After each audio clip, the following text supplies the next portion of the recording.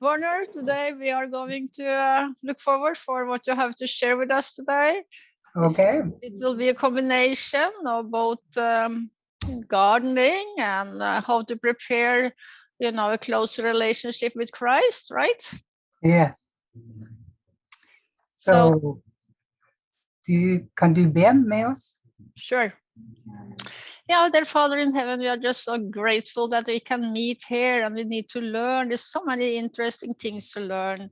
And we pray that you will help us to be prepared for the time now and for the time to come. We know, Lord, that we are in the closing times of this history, and you're just waiting for us, Lord, to be prepared so that you can seal us with your Holy Spirit.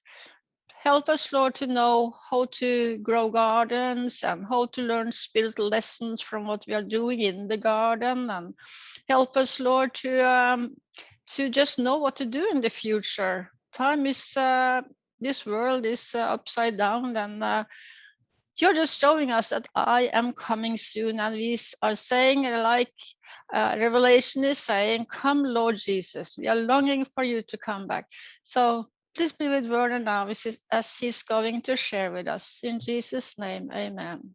Amen.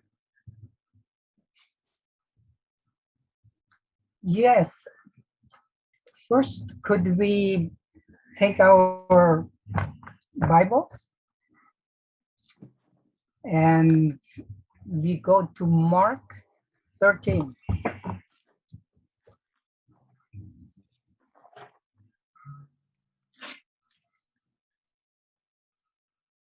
Mark 13, and we start in verse 14.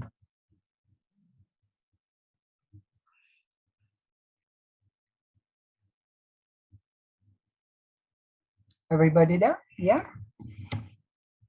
Somebody has it? Can read it for us, please?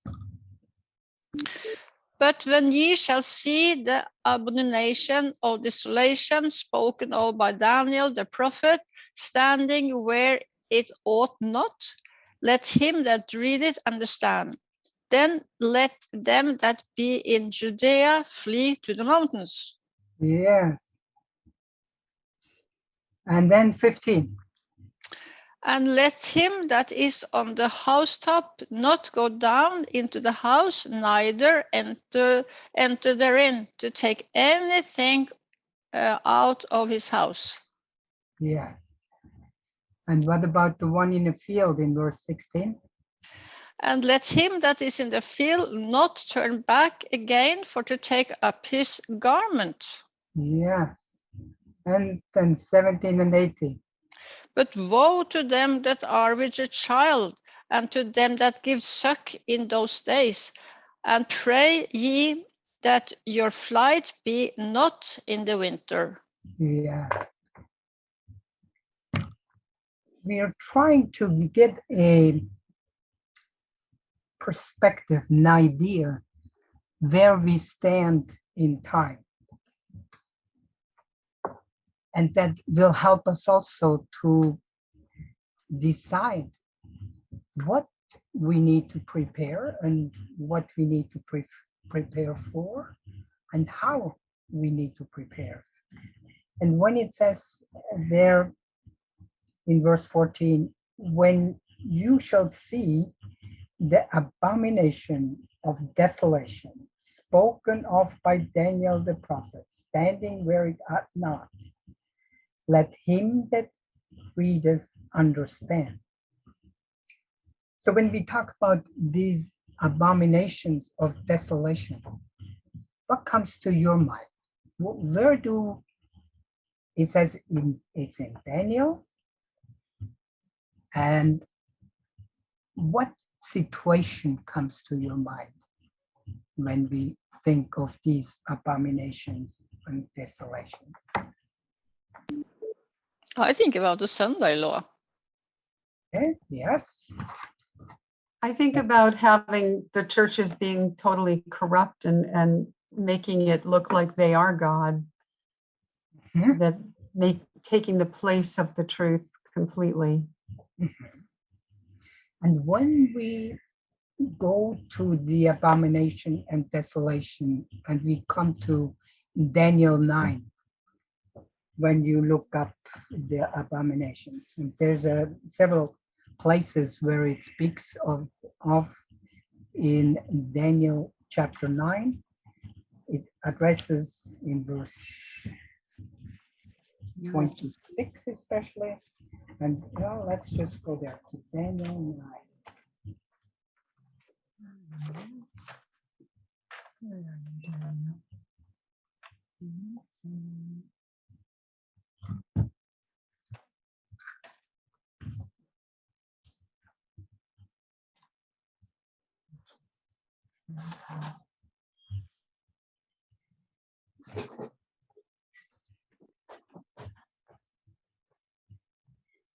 In verse 18, it says, "My God, incline thine ear and hear, open thine eyes and behold our desolation, and the city which is called by thy name. For we do not present our supplications before thee for our righteousness, but for thy great mercy." So that was verse 18. So what can we gain here when it refers to this abomination? In this verse 18, what you glean out of it, what that refers to?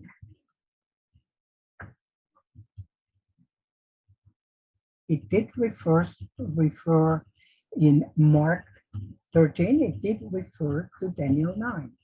So, and here, what does it address?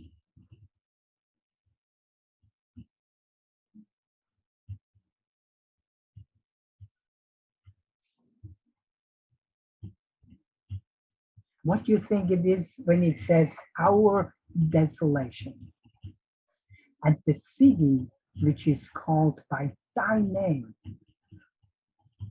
The corruption of the sanctuary? Yes. Yes. And when we talk about this end time corruption, I always have to think, Marta, was it in Evangelism 56? Early writings, that's correct. I mix them two up a lot. Early writings, page 56, tells us, and we are into 57, it tells us about this corruption where Jesus is moving from the holy place into the most holy place. He's leaving the holy place behind. Now, we can find that in Hebrews as well. We can find that thought that in Daniel 9, where it is the 2,300 days, and then the sanctuary will be cleansed. So at this point, from the time of beginning of Adventism in the 1840s to 1844, when that process is taking place, that Jesus is moving from the holy into the most holy place. And that is very important for us, that Jesus is with the Father in the most holy place. But the question we have to ask, what is happening to the holy place, which is not occupied no more when Jesus has left? And there in early writings, it says that the ones who knew Christ, they followed him and they heard his voice. And the ones who were careless and did not recognize the move Jesus made, they remained in the outer, in the holy place. And there they prayed. And it was at that moment, it was Satan that took over the role and was taking the place of Christ in those people's mind. They still thought it was Jesus, but it was another spirit. It was another power. The enemy which opposes us and has opposed us from the very beginning. So as that is taking place, Satan puts his spirit upon the people in the holy place. And they have much power and much light, but no love and no peace. So that process for us to understand is so important that we at this time also know to follow Christ ourselves into the most holy place where Jesus is present for us right now. So in that setting, to also look at what we started to read in Mark. So let us go back to Mark again. And in Mark 13, we read that we must understand that we who read, and we must understand, then let them that be in Judea flee to the mountains. And I pondered on that part, then let them that be in Judea flee to the mountains. When is that period? And as we already read ahead on that part, it says, in those days shall be affliction such as was not from the beginning of the creation, which God created unto this time, neither shall be. So we have a situation here. Would you say that situation has passed, is present, or is to come? Is to come. Is to come. So when we are sure that that is to come, then fleeing to the mountains, what did we read? What is important to recognize? When we recognize that time, what is it that must happen in our preparation? What has happened? We have to be ready for it. What can we do and what can we not do at that point? I mean, maybe knowing that our prayers are going to the most holy place and not listening to another voice, but discerning God's voice. Yes. Yes. Marta, what was your thought? Well, it talks about belief.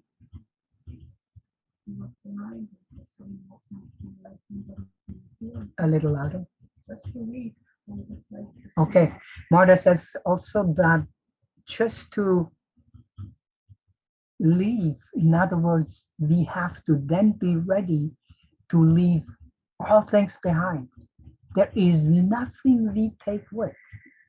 Whatever there is, God will provide. And I think that is a key point for us to recognize that we are not quite there yet.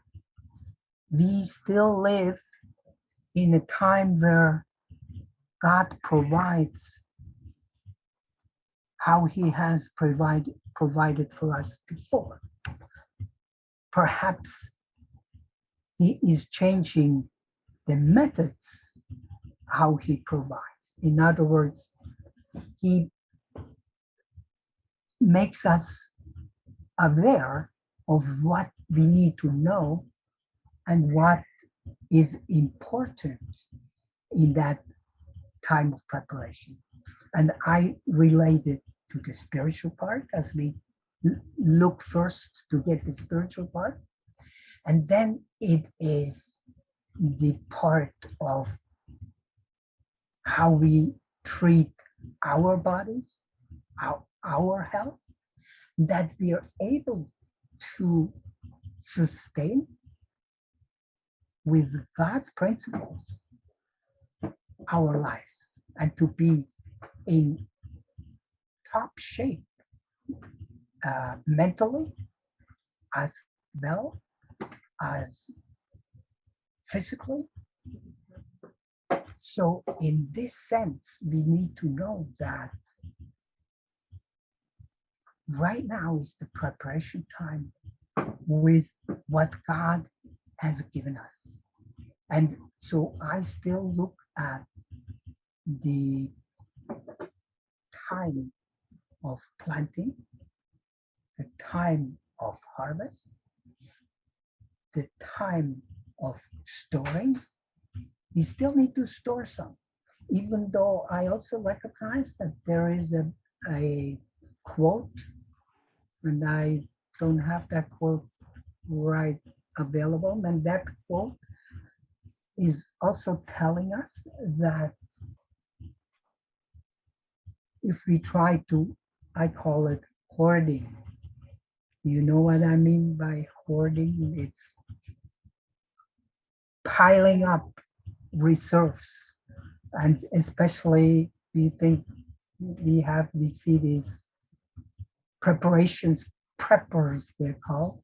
I think they're well-meaning and they do a good job from a man-made thought that they need to be ready and prepared to provide for they cannot go to the store no more and buy it. And today I received a report which indirectly came through, you are perhaps familiar with Walter Veit, and he has worked a lot with us here in Norway, in the US, and he personally has been teaching for us several months at the Bible school in Norway. And now he just brought the report that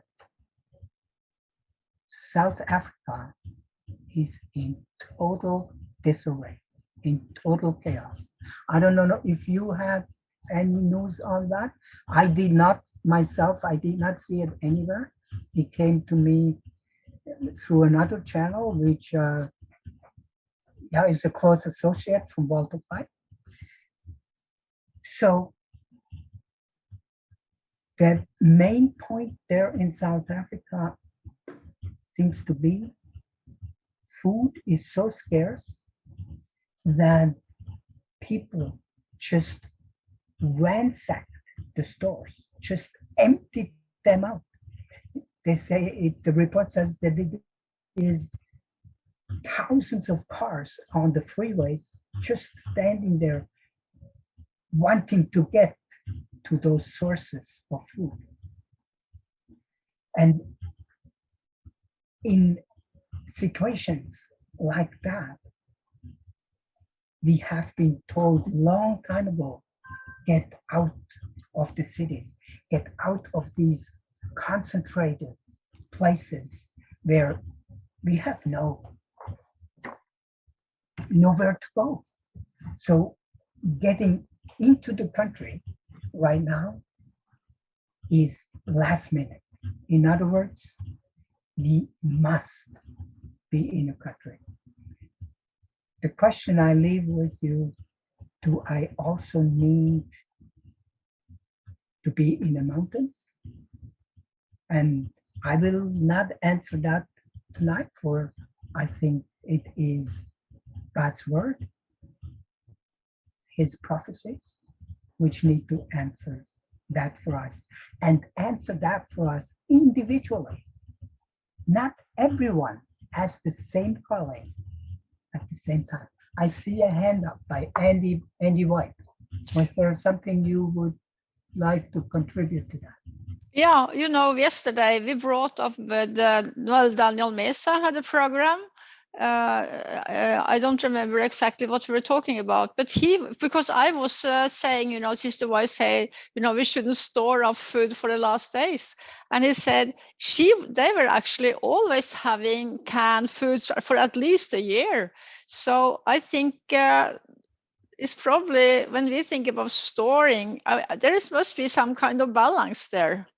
Yes, right, absolutely. When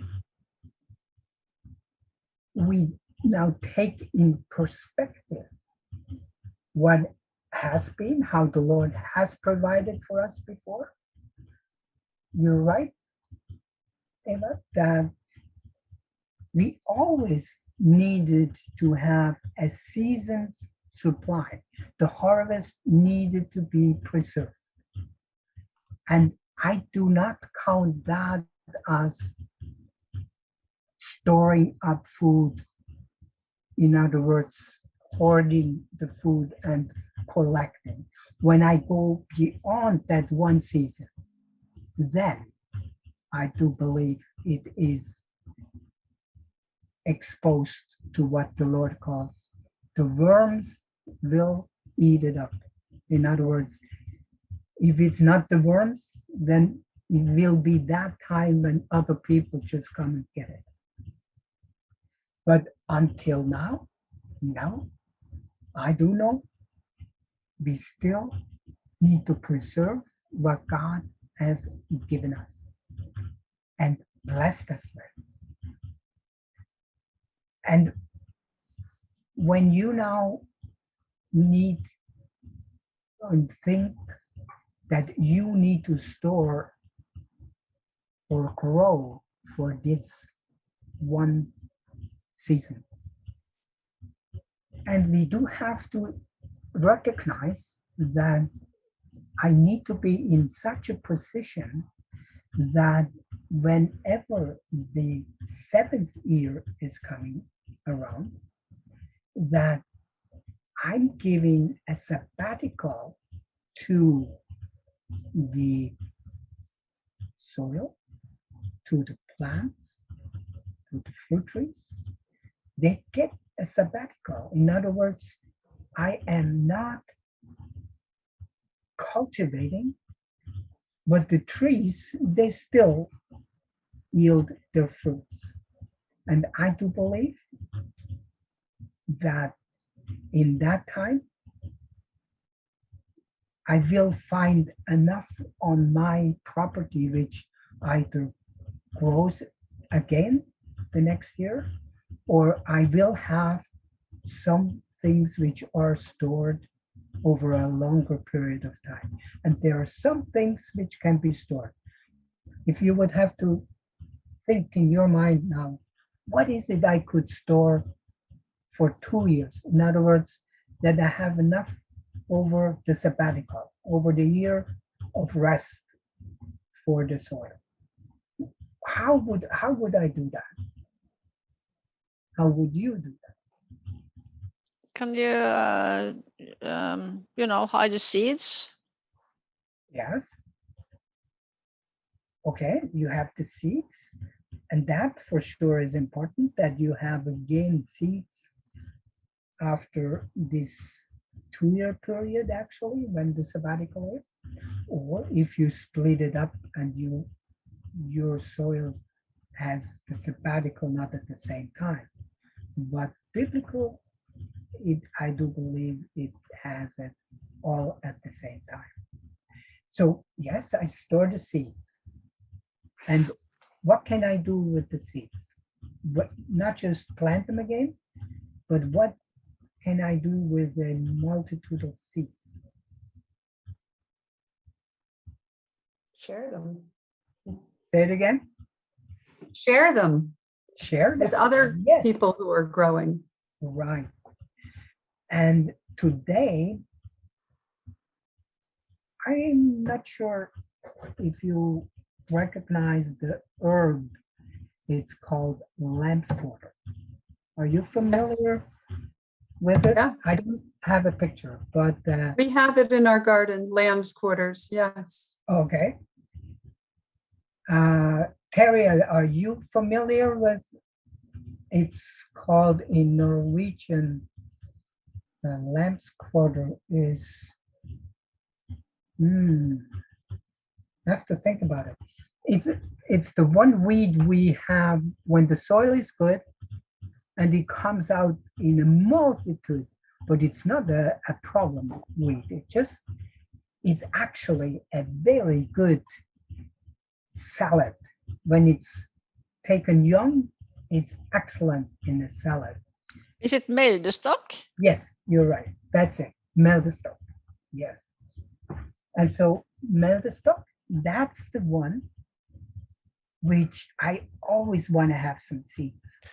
Werner, do you think you can see your face? Because if we're going to put it on YouTube, it's nice that we see your face. Sometimes we see half of your face and sometimes we see...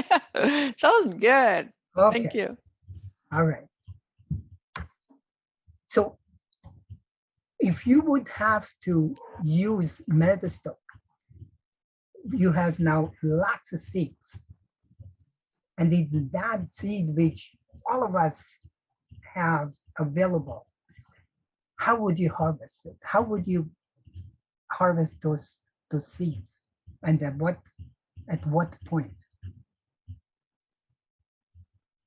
So the lamb's quarter, you have it in your garden. At what time would you make sure that you can get some seeds?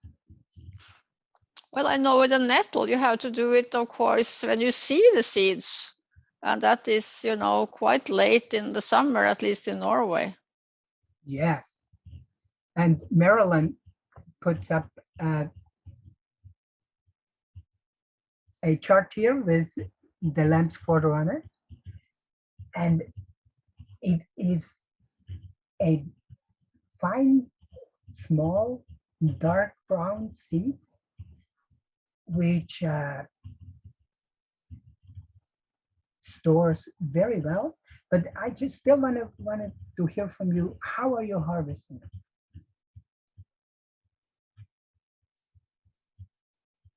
So I would guess that you wait until the little seeds are dry. It goes into seed. Yes. And then when the little seeds are dry on the plant, that's when you pick and harvest them. You wouldn't pick them green and you wouldn't pick them until they've turned dry. Yes. And myself, when I do harvest, it's the same with kale, with some of the brassicas, so all of those little seeds. Whenever they get brown, and then you rub them in your hand and they come easily out, then I take them and I take a plastic bag, or even one who is a little harder. It's one of them. Yeah, it's still a plastic type, but a thicker plastic. And then I put the melon stock, the lamb's quarter inside. First in, just so I don't lose the seeds. I'll strip them off outside, put them in and turn around, and then I shake them good. And you can even rub it, and everything you have in a bag, and you're going to have, in a very short time, you have lots of seeds. When you have to buy them, just a good handful of seeds is quickly, in Norwegian, it's 200, it's about $20, real quick. So you have your own seed production, and that is very important for us, that we know which seeds are growing well in our area and the seeds we want to harvest. We need to have for this 2-year period, 1 year for sure, maybe 2, where we need to survive. And then the next question is, how could I use those seeds when it's cold outside? How would you use those seeds? Still growing something, but it's cold outside. What kind of possibilities do we have to still grow something outside? I have a raised bed with a plastic dome over it, and I grew Swiss chard last winter, all Okay. winter. All winter? Yes. It didn't die. I was surprised because I didn't heat it. I had nothing but the winter and the sun. Yes. Yes. And you are in, what did you say, the state? I'm in Massachusetts, in New England, and it's cold. Oh, it's cold there. Yes. Yes. So when the possibility is there, most of you have heard of microgreens. Mhm. Heard of microgreens? Yes. Yes. So you take the microgreen and the setup you plan for yourself is like a little trolley where you can make some little trays out of wood. If you find some plastic ones, fine, but especially out of wood, and lay a plastic inside, and then put some compost in there or some soil which you had from the fall before. You mix it with some organic matter, some compost and some soil. If you don't have, you can use sawdust and put some compost into the sawdust, and it makes an excellent bed for your seeds, your microgreen seeds, which then can be anything from the basilicum to the, it's called the senep, and that is in English. It is the senep oil. Senna? Senep, Parsley? no. Hmm. Let me think. Yeah, I'll come back. It, Okay. it is that seed which makes oil.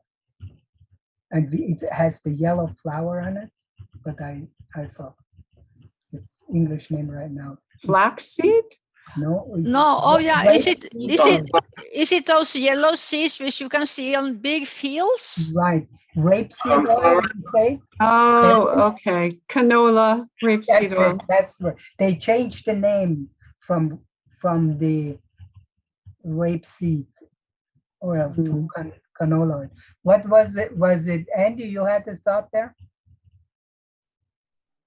Was guessing sunflower, but Yeah, sunflower is next to it. It's also a very good one to do that with. We use also sunflowers in the microgreen part, and come wintertime, we make a whole presentation on how to do microgreens step by step.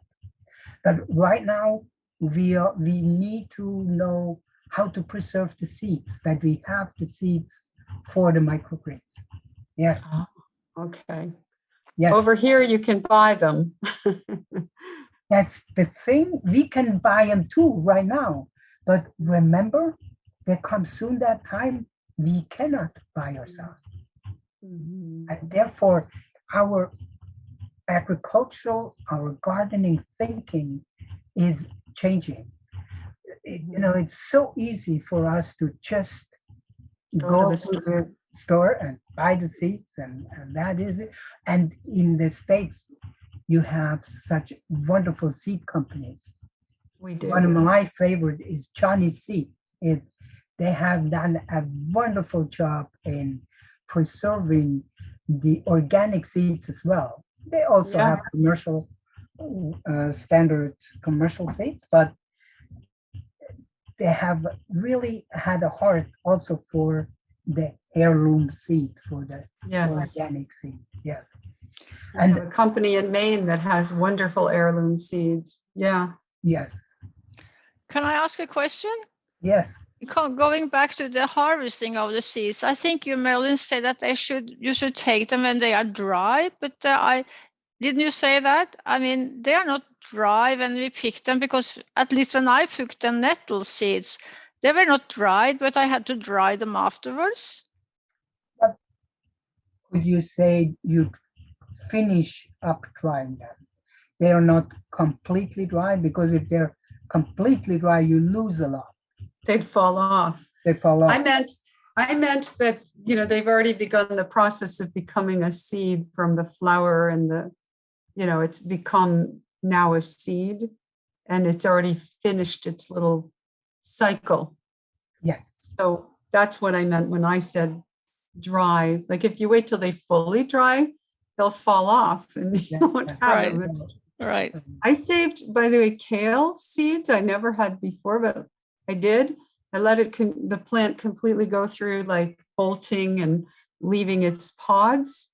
And then I had these brown pods, and I saved that and planted it again this year.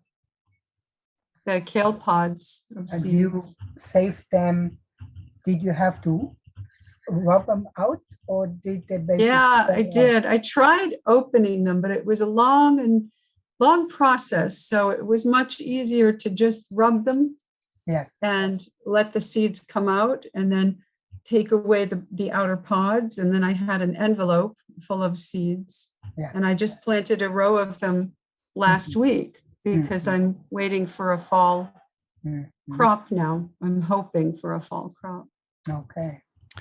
So Werner, is it a good idea to, grobla? What is that in English again? Grobla.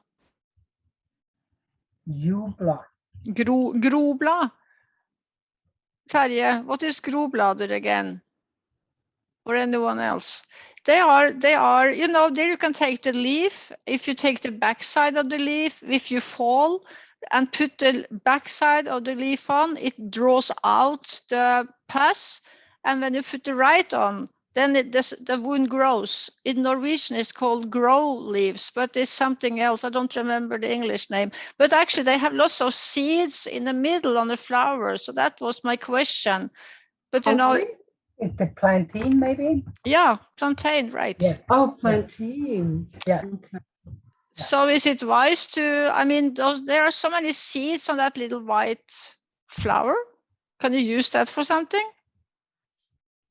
Yes, especially for replanting, but I'm not aware that the seed itself has any herbal.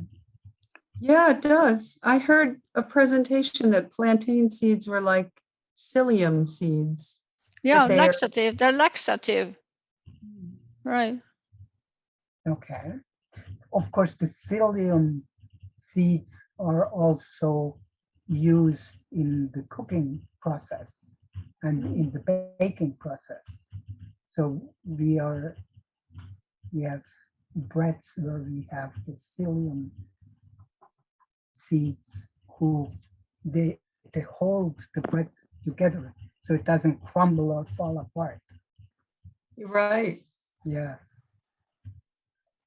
Now I'm going to try to put my screen on and see if I can get the other thing on here.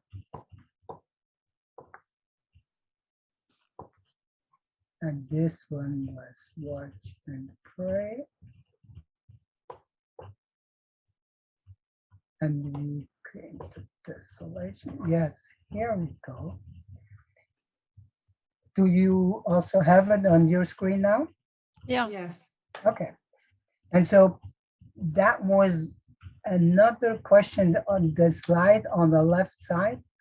What would you call that plant on the left side? Kohlrabi? Close, very Right. close. At the kohlrabi, it's is white and above the ground. Now this one is basically in the same family, but it grows into the ground.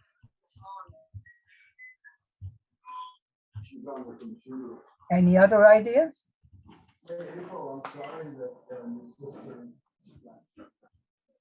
What is that? The ones on Turnip? the left No. side?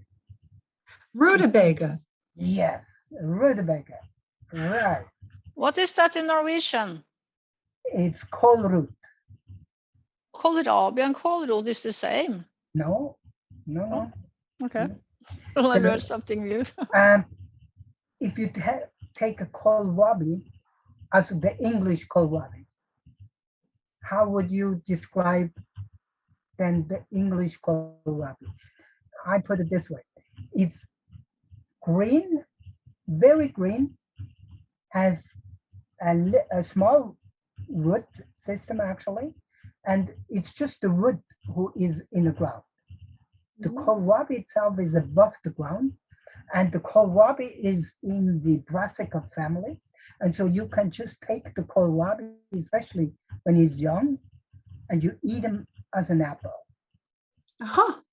We would have, that was in Wisconsin in the US, we would have a stand by our health food store where we had the kohlrabi displayed, and the police would drive up, stop the car, come and buy a cup of kohlrabi and just walk away eating the kohlrabi. Just like apples.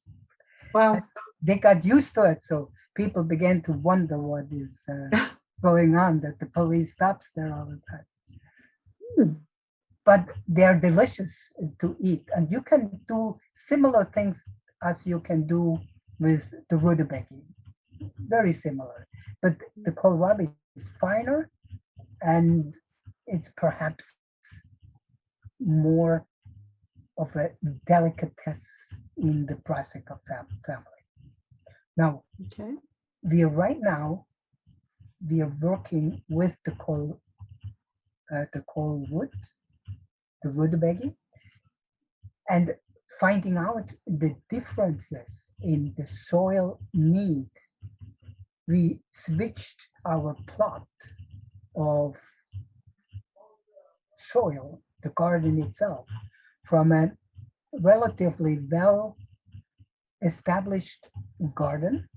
About 5 years, 6 years, we worked it up, and we never really were able to grow good rutabagas. And now in that other plot, the rutabagas, they just flourish and do very well. But now the carrots and the beets are not as flourishing. So we measure now the difference of the nutrients, of the soil bacteria, of the ways we have preserved that plot, the way we have given green manure, the way we have given cover, like with compost, with leaves, with hay.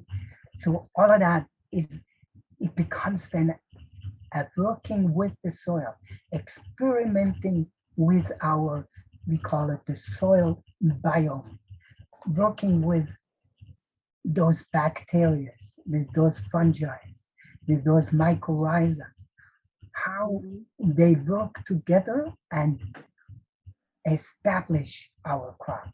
And that is perhaps the most interesting, most delicate part in growing our food, to be able to supply the right condition for our plants. And actually, I just again been reminded of the possibilities we have with soil microbes.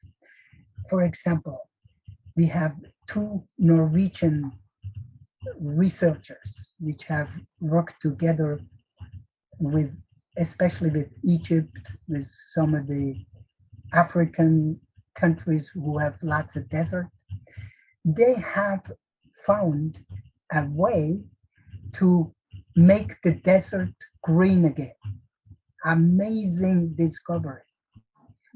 And all that happened with finding a way to put clay particles and soil microbes together in a solution and apply it onto the sand of the desert sands. And after just 1 year, with applying some water, not even a lot of water, like 1/3 of the water than normally used, and it has an amazing recovery of those desert areas, which have been at one time cultivated and now are desert, but also to desert who actually has been desert for a long time. Then I have to ask Sadok, he's from Kenya. This must be something for you. Yeah, that's right. Yes. I make the link ready for next time we get together with Sadok. Yes. Yes, and now our time is running away here. So we have, on the right side, we have onions. Everybody knows the onions. But those onions, they look like somebody walked over them or the wind blew them. Or what else could it be that now they're laying down? I have just been passing by the onions at the Matteson school, and they are falling out when they are ready, I think. Exactly. They are ready. That's the word. They're ready to be harvested. And so when we harvest them, how are you harvesting your onions?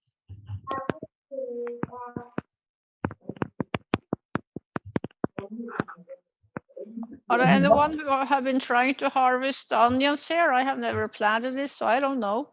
I have never planted it, so, but I would like to know how, if I had the opportunity. Okay, yes. And I think at the end of this presentation, I'll show you a very simple way for you to get that opportunity and to experiment with a few of those vegetables which actually you like, and then also which are easy to get seeds and to replant them. So yes, remind me that we talk about that at the end here. And now I want to quickly go to what do we have on this picture here on the left side? This is strawberries. Yes, correct, strawberries. And those have been strawberries which have been planted last year, but far apart. In other words, so far that each one of those plants makes runners. And when I say runners, that means a strawberry plant can make an extension, a young strawberry plant, and it sends it out normally about 40 centimeters. And if you go at the right time and you take those runners and you put them in the row, then in a very short time, you have a very nice strawberry field. The only thing you have to mulch it then in fall now, and that the weeds are not taking over next spring. So yes, we have the strawberries. On the right side, you recognize what we have there? Raspberries. Yes.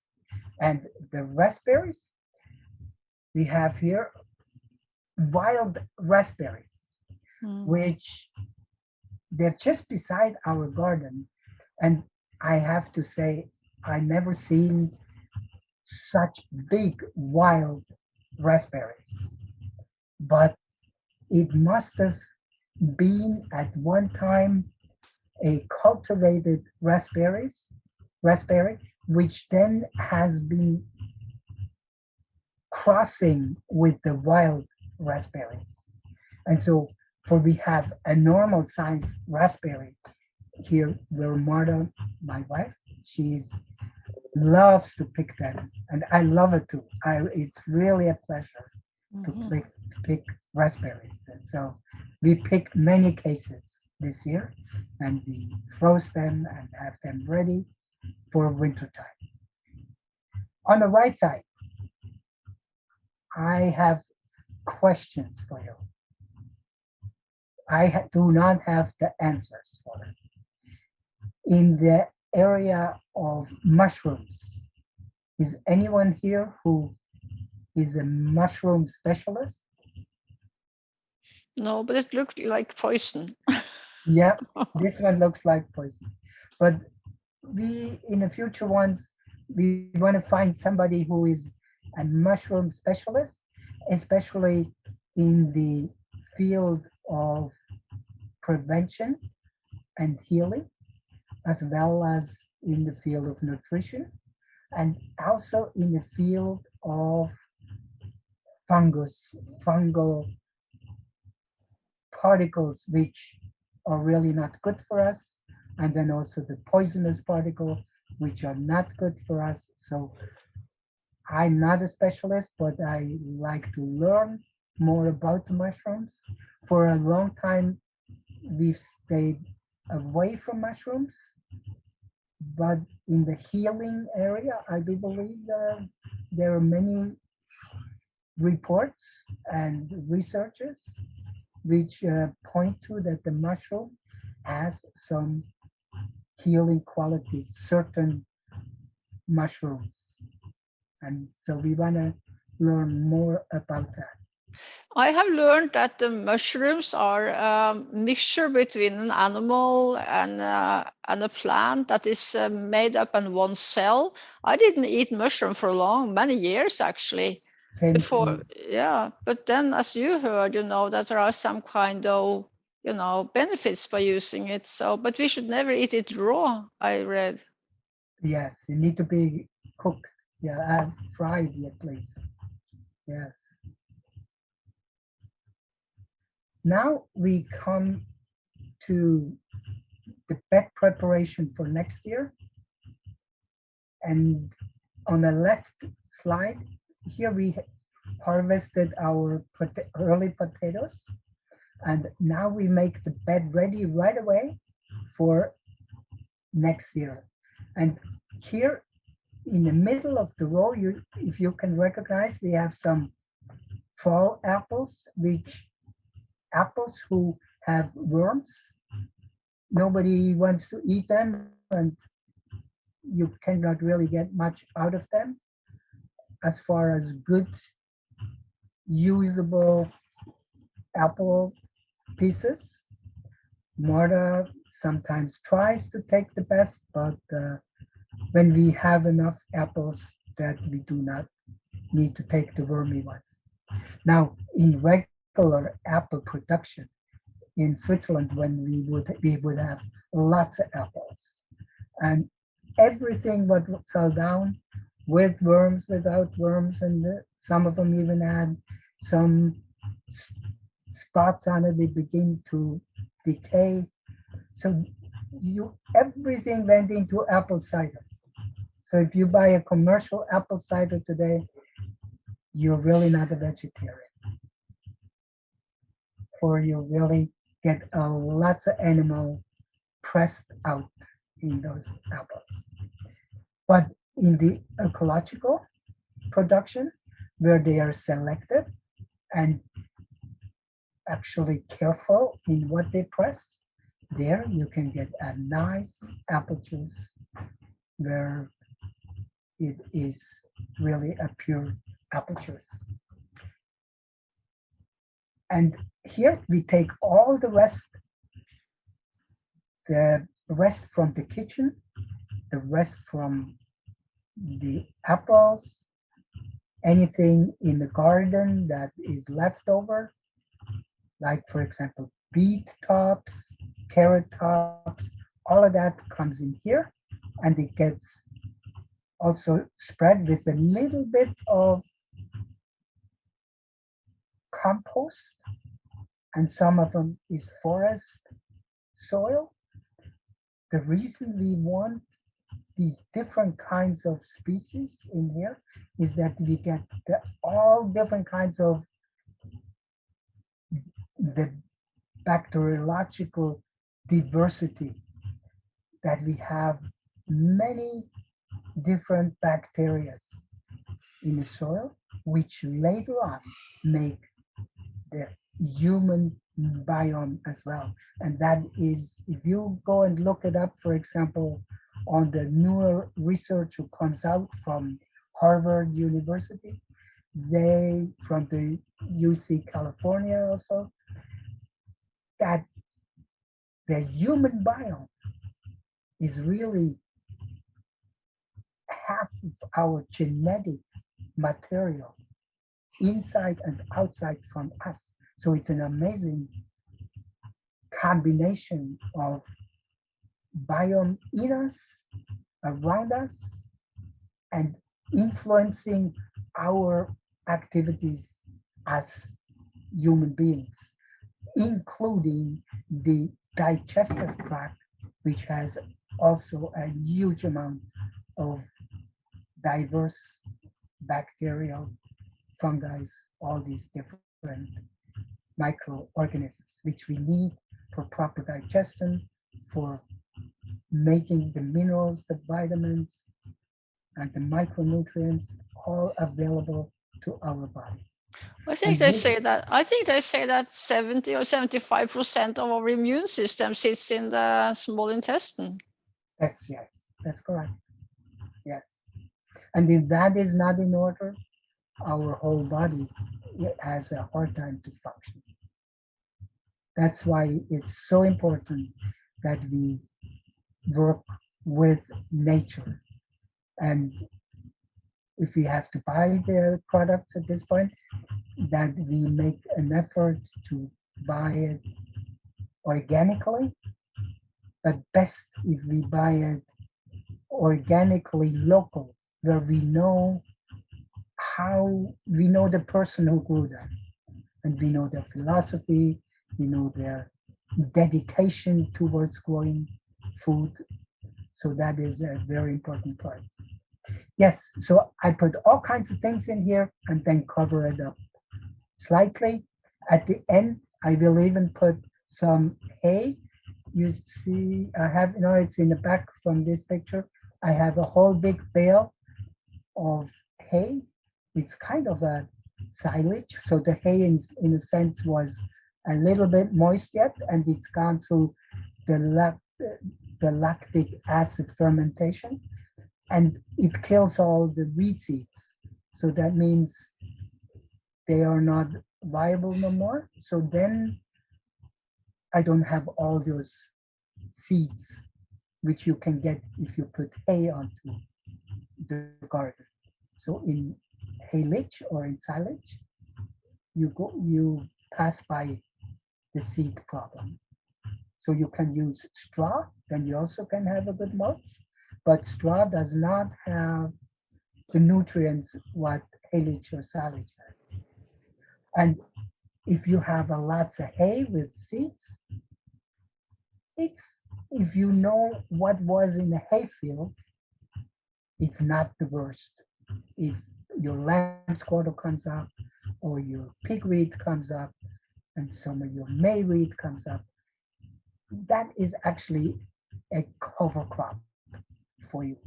But it cannot be taking over what you want to grow there. So you need to control it in that sense.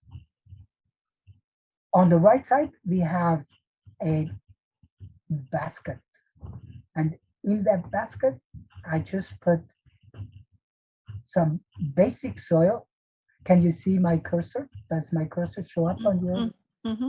Yes, okay. Here is a regular soil right from the soil who was out here, I took some soil and put it as the bottom of my grow box. And then on my grow box, I have some soil which I collected right on the edge of the forest. In other words, in here are bacteria from the leaves, from the different tree species, whatever comes onto the forest floor, I just take gently some together, not disturb it too much, but use some of these bacteria, and I want to have them also in my grow box. Then here I have some compost, which now comes mostly from these leaf mold, the leftover. And I did not put a whole leaf bag on, but I use a black plastic bag, and I put the leaves, all the leaves from our trees around the house right now, which you need to collect anyway. So we put into those plastic bags, and sometimes from people who have some extra, we said, oh yes, we gladly collect, and they get some vegetables for that the next year. So if they collect the leaves for us, that is our compost. And to just a little secret, when you collect those leaves in a black plastic bags, afterwards take a fork or a knife. I just take a big fork and make a few holes into that black plastic bag. Not big holes, just holes who are maybe a quarter of an inch maximum, an eighth of an inch is good. So 2.5 millimeters something is fine. And that gives some aeration that it doesn't putrefy. It doesn't start to smell, but it is then a aerobic composting process, which we want. We want to have it breaking down and encouraging the aerobic bacteria. And so this here goes also this all gets mixed up. And here I will put a little sawdust in here yet, in addition, and then some more compost on top. And that will make us a great grow medium. You all know these green vegetable boxes, right? Mm-hmm. They're all over the world. You find those green boxes. And you can clap them together and store them once you're done with them. They last a long time. And I just put a bag inside so I don't lose the soil from that. And with that, I make my own little greenhouse. And like Marilyn, she puts a cover over top. And if you put a few boxes together, and you make a little bow of any kind, you can use a plastic, you can use a strong wire. There's many possibilities. You can make a teepee over top, and it makes an excellent growing condition for whatever you like to grow, for the annuals, and especially also for biannuals. And if you want something a little more exotic or nice for flower decorations, you can use a nice pot, and it's outside in summertime and it comes to a protected area in wintertime. And so you have your own mini greenhouse without very much cost. You can move it if you have to move. You just pick it up and go. So this is the garden of the ones who are waiting when God gives the sign to go to the mountains. Yes. Good. We have one thing I want to show you yet. And let's see here. Can I just mention to you one thing that I I didn't have any soil inoculant or whatever it's called. What's it called? I think that's what Inoculant? it's called. Yes. For my peas.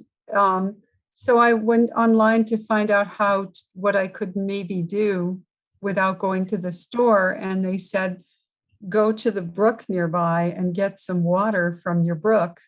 And that will help your peas to have like a good probiotics. Yes. And I did, and the peas that I planted grew faster. They came up a lot quicker. I was really pleased. I live next to a little brook, and I just went down and I scooped up some of the water in a bucket and I watered the peas with it. So they also said to get soil from the forest and different kinds of soil so that you're mixing.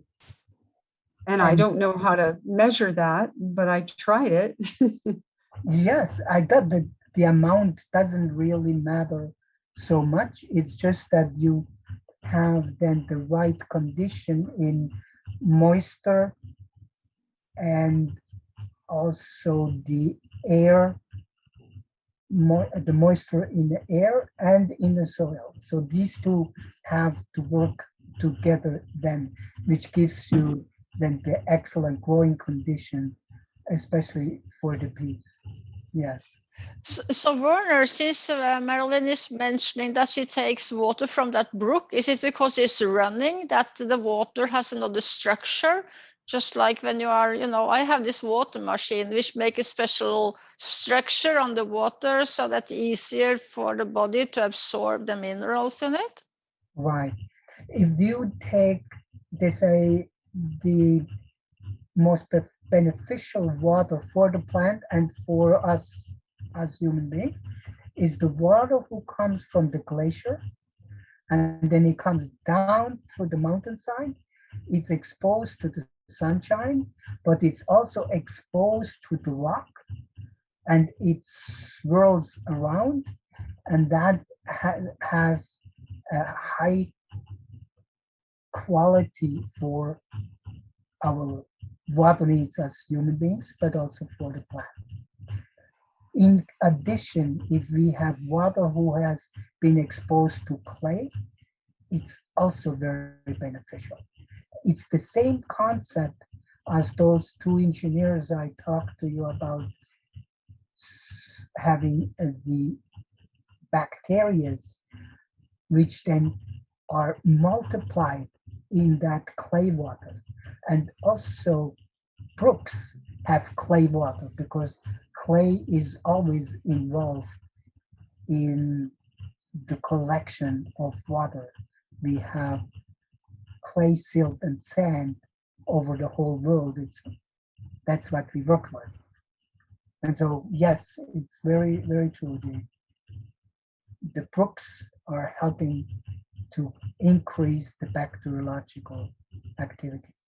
Last time in our presentation, I think we talked also about the micro activity in, it's called compost tea. Do you remember that part? Or did I? We do it. We have a big composting thing here in our backyard. Okay.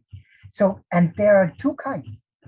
There is the one kind who's going slowly. You just can put things on there. Ours is slow, yeah. Yes, but you need to make sure that it has the right moisture content. So in other words, have some sawdust available there too, that it is not getting too wet. If it gets too wet, then it's anaerobic. The air cannot work, the bacteria cannot work. Oh, So okay. if it rains into it, just either cover it, yeah, lots of rain, cover it at that point, or at least have a lot of organic material ready, like sawdust, like even wood shavings. We've been putting leaves in between ours, That's dried also leaves. very good, yes. As long as it doesn't get too wet. And that makes excellent compost. Now, from that excellent compost, you can take a few handfuls and put it in a bucket and have a little bubbler in there, like for fish aquariums. use one of them little bubblers, stick the hose in there, have a stone on the bottom, and then it bubbles this compost in the water. And now you add a little molasses and a little clay particles, and it makes a very, very potent spray, which in addition to your composting process and composting the soil, also gives it on the leaves. And really it has a very good effect, especially when you spray it when there is some dew on the plants, not in the afternoon or in intense sunshine, but when there is mornings or late evenings, and it really, really works good. It's another secret for the gardener to grow organically without buying any fertilizer and getting amazing crops. On our picture here, you see this long cucumber, kind of yellowish. It's a cucumber you really wouldn't want to eat no more. It's too far gone. But why you think that one is there? It Sorry. becomes seeds. Yes. This one it's actually not quite straight. Normally, it's a Japanese cucumber, which is a non-hybrid. It's an heirloom.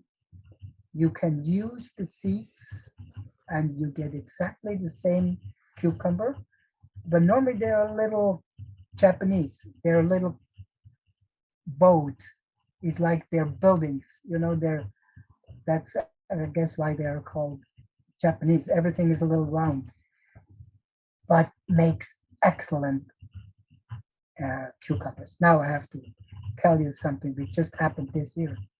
I planted in the greenhouse also a squash, a pumpkin squash, and that one started to flower and started to grow, and the cucumbers started to flower and they started to grow.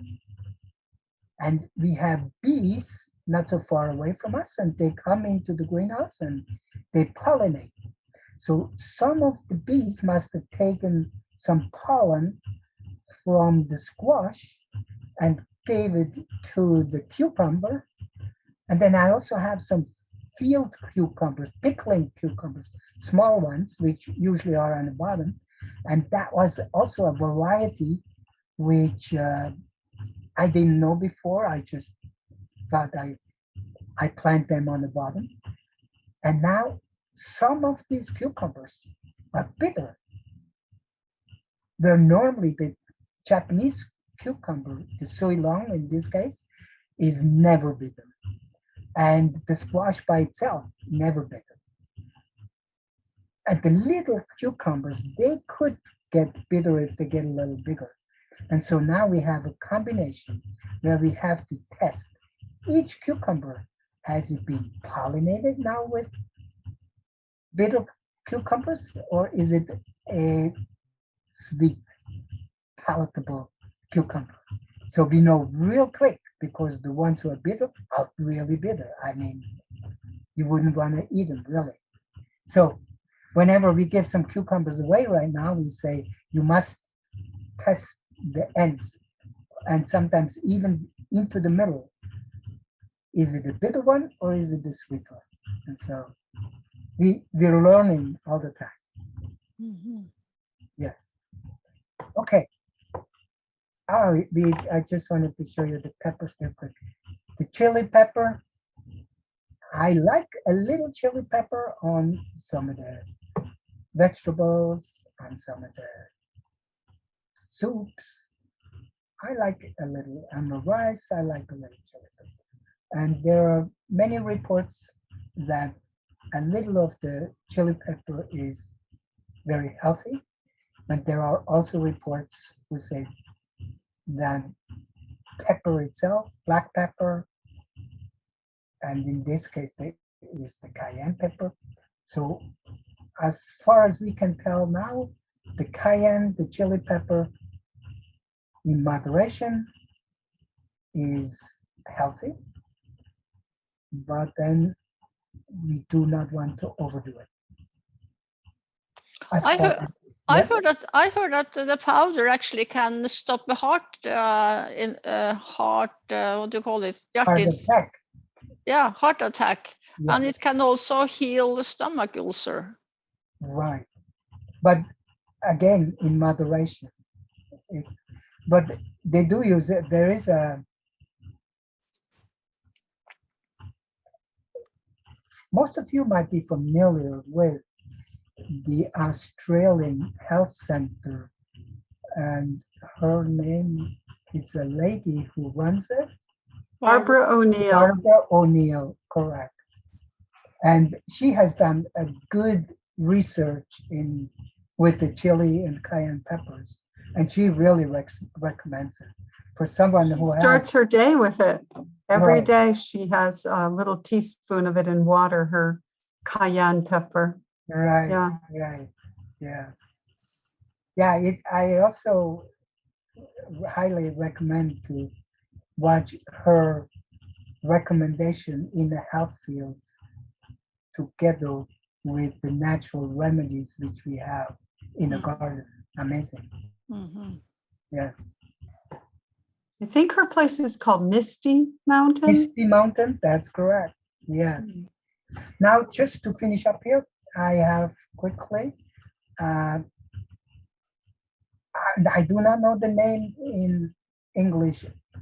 These are grain shucks, I call them. Or if I say it right, I'm not sure. In German, we call them Garben. In Norwegian, I asked, and they didn't really know either. The answers I got so far are bound grain. Any one of you might have an idea. It's the old time, you see in the back here, I put like 3 together and then the hot comes on top. And I think I have a finished. Yes, there is the finished product. So several of those shucks inside, and then you break them. And this I've done by hand, just for myself to calculate how much we would need for a family of 4 for a 1 year period. And so this is rye, rug in Norwegian. So it has given a very good yield. And if I go back a little bit, that yield I have in a trailer spread out, and it made 3 bags full of that grain, and that's more than enough for a family for a year. So this then we do not grind it, but we sprout it. So we sprout it and grind it in a meat grinder, and then we make the Danish one, they call it the Danish rye bread, or we mix it with some spelt and makes an excellent bread for us. Now, the thought was there to finish up with. You see the combine and the tractor, and the neighbor who allows us to use this field, which is not far away from our house, just like 50 meters. So we get this field, and he gets part of the crops from it. Like he gets vegetables, he gets the juice, he gets juice several times a week. And it has done him very well for many years now. His cancer was in remission, but he also has now I don't know, when your heart valve is not quite on the right place. So that is something genetic, I guess. And that part, we have to be careful how to treat that. So we need to work together there with the ones who try to correct this heart problem. And you can see the tractor here. So we took our grain and we put it into the shovel. And then I took it into our trailer and spread it out to dry again. And just for you to know, you need to have it dry enough so it doesn't heat up. So that's between 15 and 17% moisture. And actually it's very easy to check. You can put your hand into the bag. As long as the bag doesn't warm up, it's okay. As soon as it gets warm, you need to stir it, you need to put a stick in it and allow it to dry out more. If you do not, they start to get hot and they don't just sprout, but they actually start to overheat and they get bad. They develop then anaerobic reactions. Okay, so I have to say thank you to my neighbor and landlord, which allows us to practice here on his land. Any other questions you have? I wonder if you have gone to school to learn this, or is this just experience, not just, but is it experiences? A little of both.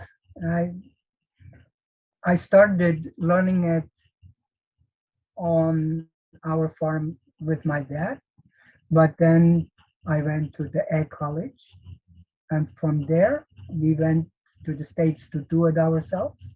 But we were at that time in dairy industry, but also in grain and corn, maize. So in that sense, it's both. Educational, I always did. And then also in the States, I went back to college so I could teach it in the college. Mhm. Yes.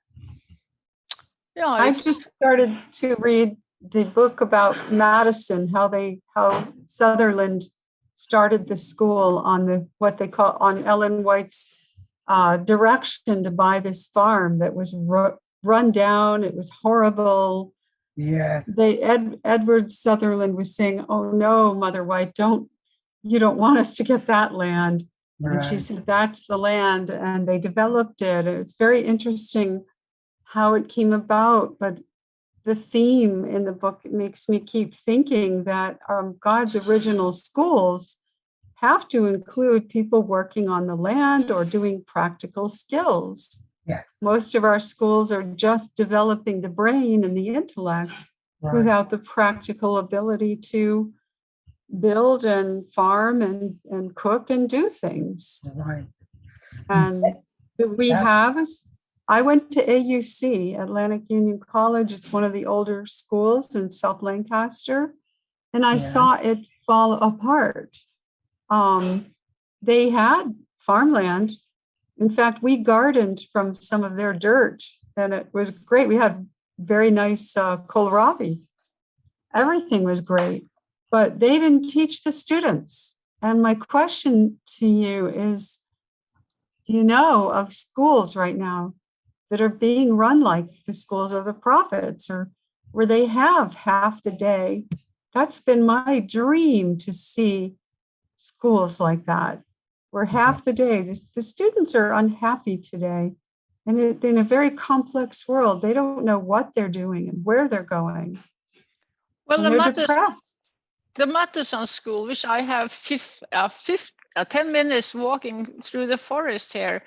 They don't have it every day, but they learn how to run the greenhouse and to do different, veggies. And Werner, you have been teaching there, right? Yes. What's it called, your school? Matheson? The Matteson Mhm. School. Yes. Is it called, is that MAD, Madison, like the one here? MATT. 2T, Matheson. It's the MATT? yes, Mm. So that's different from the Madison in Wisconsin. yes, Okay, yes. Madison.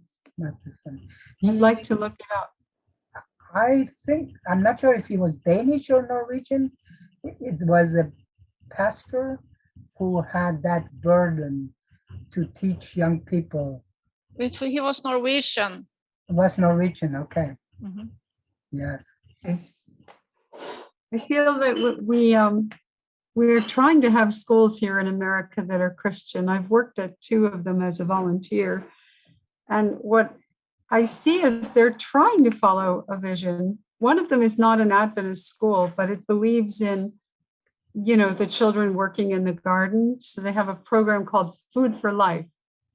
And they try to show the children, this is where we get our food. This is how we grow. They have bins for the worms that teach them about worming. The children learn things. It's gardening is built into their curriculum. Right. But I feel like even though they're not Adventist and they don't have the same messages, I feel like they're farther along than the school we have right now with our church that doesn't even have a garden. Right. And they don't have a program that involves practical skills at all. Yes. And I pray for that. I believe what all I've heard from both schools is we must pass down to the next generation. Without doing this, we're not fulfilling God's will. We must get something together to pass down to the next generation. Right. I had the privilege to attend this college, it's just a community college, but we had an egg program, which was 80% practical. We were some in the classroom, but the rest was in the field and hands-on. And right Nice. now, the same thing is happening with the children schools, the kindergartens, the schools up to, in our area right now, it's about up to 10th grade now, where we have gardens again, and they are in a garden and they are doing it. So the little lights are coming back on in many places. The school That's great. in Honduras is called Vida International. And at that school, we have built into the curriculum a gardening program. And those students are not Adventists, most of them have not been in the beginning, but now, after 10 years now, slowly the parents become Adventists and they are interested in this kind of education. Yes, the way that the Holden Christian Academy ran, which wasn't Adventist, was they had the parents in the summertime volunteer to help water and care for the garden over the summer. Yes. So that it was a group effort. It wasn't just the students, it was the whole families that were taking, it was hard. It was in the town of Holden. It's called Holden Christian Academy. Okay. They have about 100 students, and I ran an after-school program, and they wanted me to be in charge of the Food for Life program, but the job was overwhelming. They wanted me to order the compost and turn out the gravel and organize the shed and teach the children and get the teachers their supplies. And the job just kept growing. I finally said, I'm just going to do the after-school program. I can't. This job is not clearly, and they were even writing a book I was in charge of. So there were so many aspects to it that were undefined. I dropped out, but it was very hard for this school to get the teachers out of the classroom and into the garden. The teachers were not used to it. They were used to doing their regular classroom studies, and they had been well trained in that. And they didn't like being disturbed and told that now the other half of the day you need to be outside and the children have to grow their food and they have to learn lessons to do with gardening. And there were 2 teachers out of 10 that embraced it, that said, oh, this is fantastic. I'm going to show my children all about where food comes from. We're going to do everything in line with how God created it. And we're going to learn about gardens in the past and gardens today. And it was, some of the teachers were fabulous. And some of them were like pretending to do it, but not happy at all. Right. So Well, I could see. You see, Marilyn, you are just so full of energy. Therefore, they put more and more on you. You know, they thought you could handle it, right? I finally just went, I wasn't there on the weekend, but some of the church people had burned a table. They had been playing with a fire pit, and I was blamed for that. She said, "You're in charge of that. I'm not here on the weekend."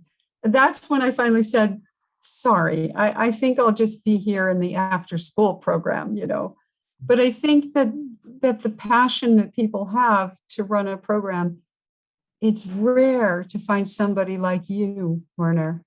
You're a rare person. There are not many people that are skilled in farming, in gardening, in organic, and they're ready to teach children and others how to do it. It's a wonderful thing that you're doing.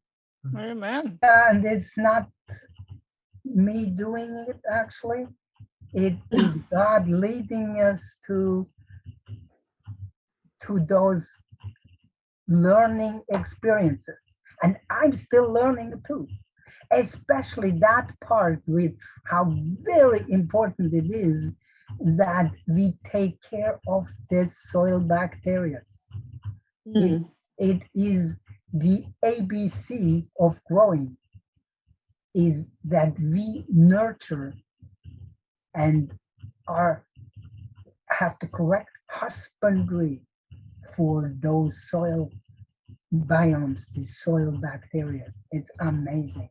Mm-hmm. And I think so the much same to thing learn. is with our gut, with our own body, isn't it? Our Yeah. body needs the right Right. inner Yes. biotic. I wonder, Andy, do you have any questions? You have been so silent today. Do you have any questions, Andy? I don't have any questions. I would say that this seems like just a lot of information, and I haven't really done much gardening myself, so I do need to learn a lot, but so I'm just trying to take in what I can. Right. Yeah. I So- think most of us are that, it's Right. We need to repeat that over and over again. It doesn't come in just one presentation. We need to again bring it from another angle and teach it again and again. So maybe we should take a little test. Next time we take a little test. What do we do that? How do we do that? Then we can see how much we remember, right? Yeah. Is that a good idea, Tarja? Yes, that's good. Maybe good, but I've just done some minute. I have planted some herbs on my porch, like some parsley and some chives, and I actually have harvested both from both and put into to a stews that I am no cooking. So That's so right. that's a very very tidy, but that's perhaps a start. So If you're Werner, like me, sorry. I never really did like tests, Yeah. but I did like to make a Practice. project. Yeah. And so just the test out of the impromptu, I never did like that. But when we begin to understand the principle of something, and then we can start putting it together, and we learn step by step, then it becomes interesting. It does. It's true. I think that I want to encourage people like Mark there were a lot of people in our school that were very afraid when I'd walk in and talk to them about food for life. How's your garden? They'd be like, oh no, it's you.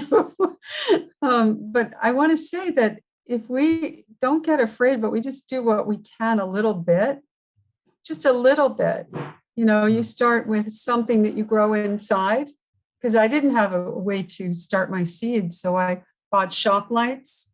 And in the beginning of March, I planted some trays inside my living room and hung them down from the curtain rod, hung the lights above them, I mean. Anyway, it worked. And so, just start with something that you feel you can do in your own home, and then put a small grow box outside and begin small, begin with just discovering things as you're growing. And you'll find that you learned so much just by a little bit that you want to keep doing more. Yes. And then we can also now rethink how we're going to grow locally. In other words, I'm not dependent on long distance transportation. I'll be able now to grow with the seeds I can grow myself, or I can exchange with the people locally. And then I also am able to bake and to cook locally. So in that sense, we really have many opportunities. I think God is doing that here in many, Yes. in where I live, there are many farmers markets. They have asparagus fairs. They have, people swapping, you grow this and I'll grow this. I feel like the Lord is trying to have a revival in organic and in community Yes. gardens. I think right. we're realizing that our earth needs it, our soul needs it, Right. the bees need it, everything needs to be tended to and become good stewards of. But Yes. adding that to, I must say that I don't think I could ever grow enough to survive on. I'm really depending on God for the ultimate survival. I have a friend that's Mormon, and they believe in storing up things for, years, not just 1 year, but for years. And I helped them when they were moving back to Utah. They lived right down the road. And I helped them do all the packing and moving. And I couldn't believe how many big canisters of wheat berries and rye berries and dried beans and just huge amounts of food were going into the trailers. Right. And then they gave me a book. And in short, I'll tell you in 2 sentences that in the book, the woman who claimed to be a prophet was envisioning last days, that no buying and selling, and that for them, they had to store up enough food, and they also had to store up weapons. And in her vision, the Mormon men were riding horses with weapons, and they were able to kill off the evil people who were coming up to take their food and supplies. Mhm. And I thought, that is nothing like what I pictured Jesus doing in my life. That's right. And we have the advantage that Jesus is doing that for us. Yes. Yes, I see. Time has gone, and we need to say goodnight for tonight.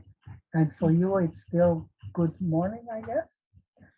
Or good Afternoon. afternoon, yes. So, Didn't we talk about, Werner, that we should take another program next Sunday?